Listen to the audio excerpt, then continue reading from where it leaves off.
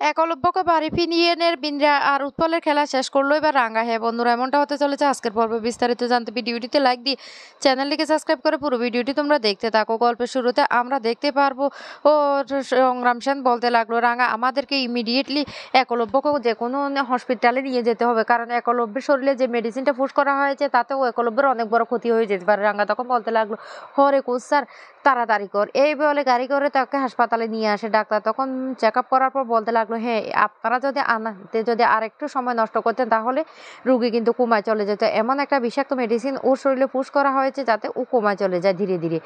আর এখন আমি ওষুধটা দিয়ে দিয়েছি, আস্তে আস্তে এর ব্যাড এফেক্টটা কেটে যাবে, আপনারা কোনো চিন্তা করবেন না। তখনই একলব্য বলতে লাগলো, ডাক্তারবাবু আমার মা তো এই হাসপাতালে ভর্তি আছে, আমি কি আমার মায়ের সাথে একবার দেখা করতে পারি? তখন ডাক্তারবাবু বলতে লাগলো, শুনুন আপনার মায়ের এমনিতে শরীরটা বড্ড খারাপ, অপারেশন চলছে, তাই এখন আপনার মায়ের সাথে আপনি দেখা করতে পারবেন না। বিকেলবেলা আপনাদের পরিবারের সবাই আসবে, তখন না হয় আপনি আপনার মায়ের সাথে দেখা করবেন। একলব্য তখন বলতে লাগলো, ঠিক আছে। এদিকে রাঙ্গা বলতে লাগলো, উড়ানবাবু তুই ঠিক আছিস তো?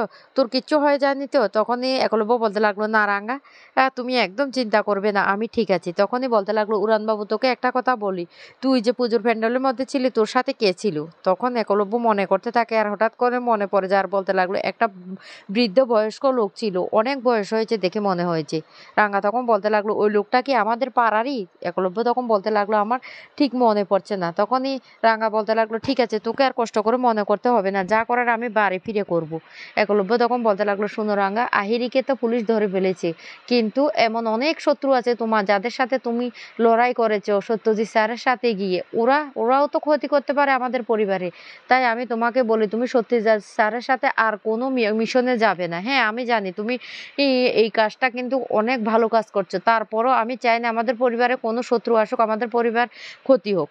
তখনই একলব্যকে জড়িয়ে ধরে রাঙা বলতে লাগলো, উড়নবাবু তোর জন্য তো আমাদের পরিবারের জন্য আমি দরকার পড়লে সব কিছু করবো, তুই এইটুকু বিশ্বাস আমার উপর রাখ। তখন একলব্য খুব খুশি হয়ে যায়। এদিকে বাড়িতে বৃন্দা উৎপলকে বলতে লাগলো, এই উৎপল তুমি কি এই আহিরির কাছে যে ছেলেগুলি এসেছিল তাদের কিছু জানতে পেরেছো? উৎপল তখন বলতে লাগলো, বড় বৌদি আমি না পুলিশের সাথে হাত মিলিয়ে তাদের ছবিগুলি নিয়ে এসেছি। এই বলে মোবাইলের মধ্যে ছবিগুলি দেখাতে থাকলে তখনই এই বৃন্দা বলতে লাগলো, এই ছেলেটাকে আমার চেনা চেনা মনে হচ্ছে। উৎপল তখন বলতে লাগলো, কিভাবে চিনবে তুমি? তখন বৃন্দা বলতে লাগলো, দাঁড়াও আমি মনে করি, আমার বিশ্বাস করো আমার মনে পড়ছে এই ছেলেটাকে আমি কোথাও দেখেছি। তারপরে বৃন্দা ভাবতে থাকে আর হঠাৎ করে মনে পড়ে যায়, কারণ রাঙা অদিতিকে বলেছিল তার ভাই নাকি অনেক বছর আগে কাজ করার নাম করে বাড়ি থেকে বেরিয়ে গেছে আর এখনো পর্যন্ত বাড়ি ফিরে আসেনি। তখন বৃন্দা বলতে লাগলো, আর এটা তো রাঙার ভাই, এবার উৎপল আমাদেরকে এই সুযোগটা কাজে লাগাতে হবে। রাঙাকে এমন ফাঁসিয়ে দেব না, সবাই জানবে যে রাঙা আর তার দাদা মিলে বুমব্রাশটা করেছে, আর সেখানে সেখানে আমাদের পরিবারের সবাইকে মেরে ফেলার চেষ্টা করছে, এমনকি একলব্যকেও। তখন দেখবে মা দূর দূর করে রাঙাকে এ বাড়ি থেকে তাড়িয়ে দেবে। রাঙাকে না আর কিছুতেই মা এ বাড়িতে থাকতে দেবে না। আর পাড়া প্রতিবেশীরা সবাই যখন জানতে পারবে এই কাজের পিছনে রাঙারও হাত আছে, তখন রাঙার কে এই গ্রাম ছাড়া করে দেবে। রাঙার এতগুলো অ্যাওয়ার্ড পাওয়া না সবকিছু ঘুচে যাবে। রাঙা এবার নিজের মুখটাও দেখাতে পারবে না সমাজে। এই কথাটা বলতে থাকে। তখন উৎপল বলতে লাগলো, কি করবে তুমি? কি করবে বড় বৌদি? বৃন্দা তখন বলতে লাগলো, শুনো, আহিরি যে ব্রুম ব্রাশ করা জিনিসগুলি এনেছে সেই জিনিসগুলি আমাকে এনে দিতে পারবে? তখন উৎপল বলতে লাগলো, এটা কি কোনো ব্যাপার বড় বৌদি, তুমি কোনো চিন্তা করো না, আমি সব কিছু জোগাড় করে দেবো। এরপরে উৎপল সেই ব্রুম ব্রাশ বানানো সমস্ত জিনিসগুলি এনে দিলে বৃন্দা তখন খুশি হয়ে যায় আর বলতে লাগলো, এবার আমি আমার কাজটা করি আর তুমি তুমি চারিদিকে খোঁজ খবর লাগাও, আহিরি কোথায় আছে, এমনকি একলব্য কোথায় আছে সমস্ত খোঁজ খবর লাগাও। তখন উৎপল বলতে লাগলো, ঠিক আছে। আর তখন সেই মুহূর্তে পাঞ্চারি এসে একলব্যের বাবাকে বলতে লাগলো, বাবা তুমি কোনো টেনশন করো না, রাঙা ফোন করেছে, রাঙা ভাইকে নিয়ে বাড়ি ফিরে আসছে। এই কথা শুনতে একলব্যের বাবা তখন বলতে লাগলো, কি বলছিস পাঞ্চারি? পাঞ্চারি তখন বলতে লাগলো, হ্যাঁ বাবা, ভাইয়ের কোনো ক্ষতি হয়নি, ব্রহ্মাস্ত্রের সময় ভাই পুজো প্যান্ডেলে ছিল না। এই কথাটা বলতে তখন সভ্য সেখানে চলে আসে আর বলতে লাগলো, কি বলছিস পাঞ্চারি? পাঞ্চারি তখন বলতে লাগলো, হ্যাঁ দাদা সত্যি ভাই সেখানে ছিল না, ভাই প্যান্ডেলের বাইরে পড়ে গিয়েছিল। আর তখন একলব্যের বাবা বলতে লাগলো, তাহলে আমার আকু কোথায় এখন?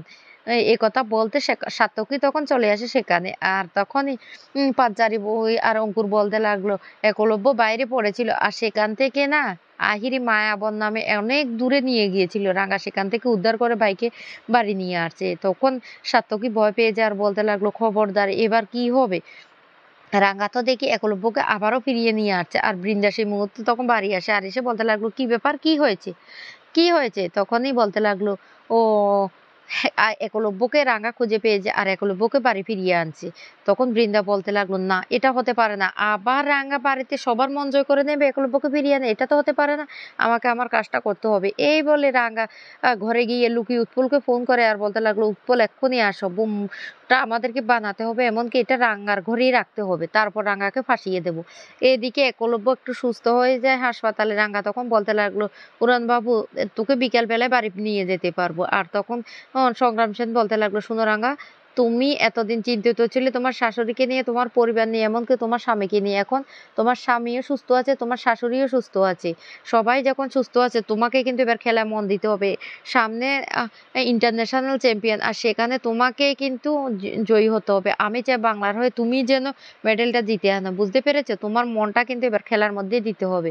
রাঙা তখন বলতে লাগলো, "হরে কোচ স্যার, আমি এবার মন দিয়ে খেলবো। আমি না আর কোনো টেনশন করব না।" তখন এই কথা শুনতে পেয়ে সংগ্রাম সেন খুব খুশি হয়ে যায় আর বলতে লাগলো, "ঠিক আছে, আমি তাহলে এখন যাচ্ছি। তোমরা একলব্যকে নিয়ে বাড়ি ফিরে যাও।" রাঙা তখন বলতে লাগলো, "ঠিক আছে।"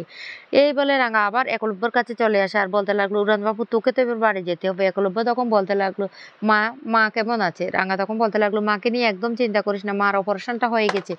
ডাক্তার বলেছে মা এখন সুস্থ আছে।" তখন একলব্য বলতে লাগলো, "তাহলে তাহলে মায়ের সাথে দেখা করব না?" রাঙা তখন বলতে লাগলো, "হরে, মায়ের সাথে দেখা করে তারপর তো বাড়ি ফিরবো।" এদিকে উৎপল আর বৃন্দা ষড়যন্ত্র করে সেখানে বোম বানানোর জিনিসগুলি দিয়ে বোম বানিয়ে রাঙার ঘরে রেখে দেয় আর বলতে লাগলো, "রাঙা আসলে তারপর রাঙাকে উচ্চশিক্ষা দিয়ে বাড়ি থেকে বের করে দেব।" অন্যদিকে দেখা যায় রাঙা তার মায়ের কাছে যায় আর সেখানে গিয়ে তার মাকে দেখে বলতে লাগলো, "মা, আমি তোকে কথা দিয়েছিলাম, দেখ তোর ছেলেকে আমি ফিরিয়ে নিয়ে এসেছি।" তখন খুব খুশি হয়ে যায় প্রমিতা। প্রমিতা তখন বলতে লাগলো, "আক্কু, আক্কু তুই কেমন আছিস?" তখন একলব্য বলতে লাগলো, "মা, আমি ভালো আছি। রাঙা যদি না যেত তাহলে আমি কোনোদিন ফিরে আসতে পারতাম না।" তখনই একলব্যের মা খুব খুশি হয়ে যায়। এরপরে বলতে লাগলো, "মা, এবার তো আমাদেরকে বাড়ি যেতে হবে।" এই বলে ওরা সবাই বাড়ি আসে। আর বাড়ি আসার সাথে সাথে বৃন্দা তখন বলতে লাগলো, "খবরদার রাঙা, এক পাও বাড়ির মধ্যে দিবি না।" তখন রাঙা বলতে লাগলো, "কি বলতে চাইছিস বড় বৌদি?" তখন বলতে লাগলো, "কি ভেবেছিস? বোমা বাসটা তো তুই করেছিস। তুই সেখানে বোমা বাস করে একলব্যকে মারার চেষ্টা করেছিলি। এখন এখন আবার তুই একলব্যকে ফিরিয়ে আনার নাটকটা কি করে করতে পারলি?" তখনই রাঙা প্রচন্ড রেগে যায় আর বলতে লাগলো, "কি ভেবেছিস বড় বৌদি? কি ভেবেছিস? তুই তুই এ কাণ্ডটা ঘটিয়েছিস? তুই যে উড়ানবাবুর শরীরে এ বিষাক্ত মেডিসিনটা পুশ করেছিলিস সেটা কি আমি জানি না?" তখন বৃন্দা বলতে লাগলো, "তোর কাছে কি কোনো প্রমাণ আছে?" তখন বলতে লাগলো, "তুই আর উৎপল মিলে কি, কি করেছিস সমস্ত কাণ্ডকীর্তির প্রমাণ আমার কাছে আছে। এবার এবার তোদের খেলা শেষ করব আমি।" তখন একলব্য বলতে লাগলো, "বড় বৌদি, তুমি যে এতটা জঘন্য নিস সেটা আমি কোনোদিন ভাবতে পারিনি। শেষ পর্যন্ত তুমিই আমাকে মেরে ফেলার চেষ্টা করেছ?" বৃন্দা তখন বলতে লাগলো, "না, না একলব্য, রাঙা মিথ্যে কথা বলছে।" তখন বলতে লাগলো, "খবরদার, তুমি আরেকটা মিথ্যা কথা বলবে না।" সভ্য তখন বলতে লাগলো, "বৃন্দা, তুমি একটুও পাল্টাওনি। আমি তো ভেবেছিলাম তুমি পাল্টে গেছো।" রাঙা তখন বলতে লাগলো, "না রে দাদা, বড়দাদা, বড় বৌদি না কোনোদিন পাল্টানোর নয়। বড় বৌদি সেই একই রকমই থেকে যাবে। এবার দেখ বড় বৌদি আহিরিদিকে তো শায়েস্তা করেছে। এবার বড় বৌদিকে আমি কিভাবে শায়েস্তা করি দেখ।"